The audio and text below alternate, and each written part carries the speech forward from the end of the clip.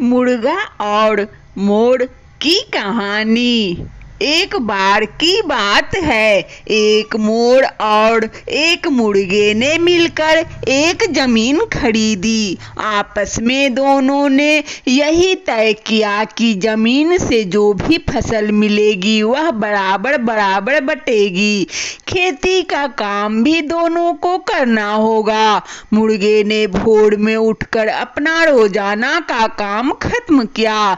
तड़के जगना उसकी आदत थी। उसने दातुन किया, नहा धोकर पूजा पाठ निपटाया, नाश्ता आदि काम जल्दी खत्म कर दिया और मोर को बुलाने के लिए बांग लगाई। मोर भैया आओ, खेत में जाना है, आज जमीन पर हल चलाना है। मोर ने मुर्गे की पुकार सुनकर कुछ सोचा और बोला, आज तो जाने क्यों नाचने को जी चाहता है। देखो ना मुर्गा भाई, मेरे नूपुर अपने आप रुनझुन बज रहे हैं।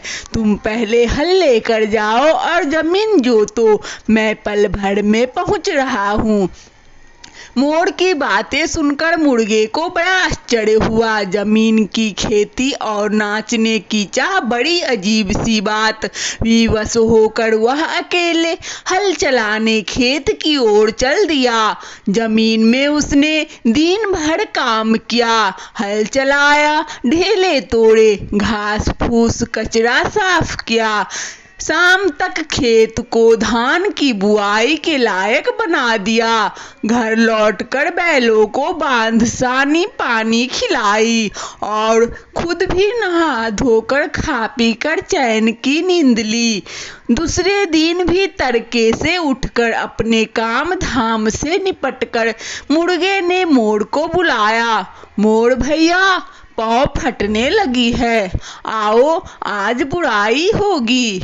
मैंने कल हल चलाकर जमीन तैयार कर रखी है, जल्दी आ जाओ। धान की बुआई खत्म होते होते सांझ हो सकती है।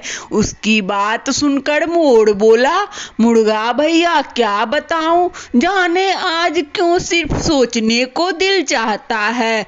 मैं केवल खाने पीने की बात नहीं सोचता और बहुत सारी बातें बैठे बैठे सोचना चाहता हूँ।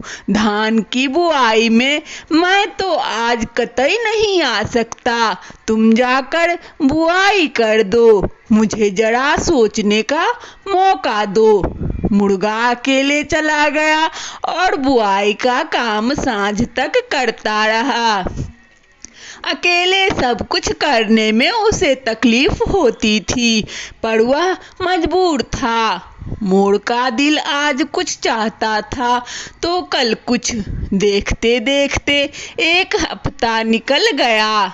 धान के अंकुर आ गए, पानी देना जरूरी हो गया, नहीं तो पौधे सूख जाते। मुर्गा मोर से बोला, भाई धान के अंकुर आ गए, क्यारी में पानी देना जरूरी है, चलो मिलकर पानी चढ़ाएंगे, नहीं तो अंकुर सूख जाएंगे। मुर्गा की बात सुनकर मोर मल्हार राग लापने लगा। बोला, मुर्गा भैया आज तो मेरा मन गीत गाने को चाहता है। मैंने संगीत शुरू किया कि घटा उमड़ेगी और रिमझिम पानी बरसेगा, खेत की अपने आप सिंचाई हो जाएगी और फिर सिंचाई करना तो कोई कठिन काम नहीं है। तुम सिंचाई खत्म करके जल्दी घर लौट आना, मेरा संगीत सुनना। उसने गाना शुरू कर दिया। उसका गाना सुनकर मुर्गे का कान फट गया, वह बिगड़ गया। वहां से उठ खड़ा हुआ और चला खेत की सिंचाई करने। सिंचाई का काम करने में उसे खुशी मिल रही थी। वह रोज खेत में जाता और खेती का काम करता रहा। देखते ही देखते धान के हरे हरे पौधे खड़े हो गए। हरे भरे पौधों में बालियां निकल आई, लहलहाती बालियां पक गई। पीले पीले धान के खेत, झुकी झुकी लंबी लंबी बालियां देखते ही बनता था। मुर्गा अपनी फसल को देख फूला नहीं समाता था। कटाई का वक्त आ गया। मुर्गे ने मोर से कहा, मोर भैया धान पक चुका है, चलो कटाई करे, नहीं तो चोरी का डर है। मोर बोला, ना ना नहीं जा सकता, आज तो खेलने को जी चाहता है, माफ करना आज जाना संभव नहीं है। धान काटना ऐसा कोई कठिन काम नहीं है, तुम अकेले भी काट सकते हो, मुझे क्यों बुलाते हो? मैंने आज जरा जी भरकर खेलूंगा।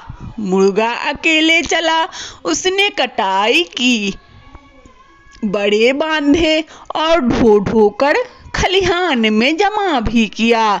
उसका मन इसीलिए दुखी था कि उसका दोस्त हाथ नहीं बटाता था।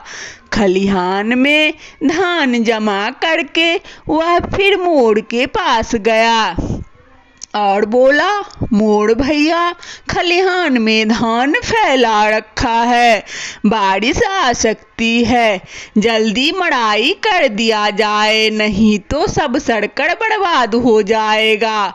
मुर्गे की बात सुनकर मोर बोला, आज तो मैं बेहद खुश हूँ, मैं आज अपने पंख साफ करूँगा।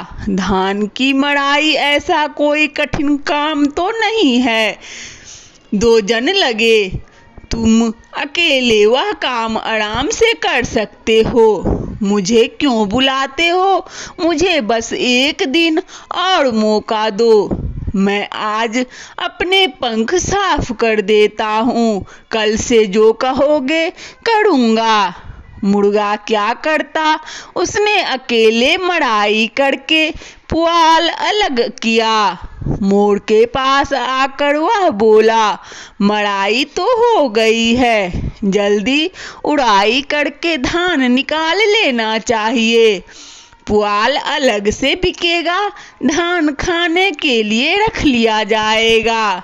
तूफान का मौसम है, कल कहीं तूफान उमड़ा तो सब मिट्टी हो जाएगा।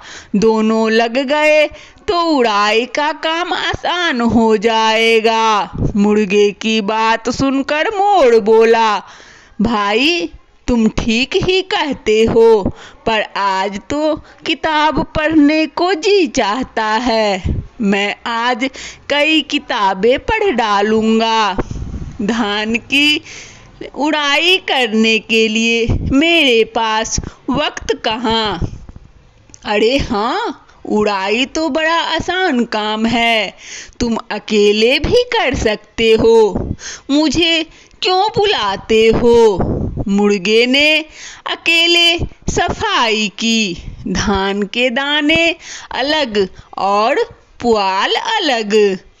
इस काम को निपटाने में उसे कई दिन लगे।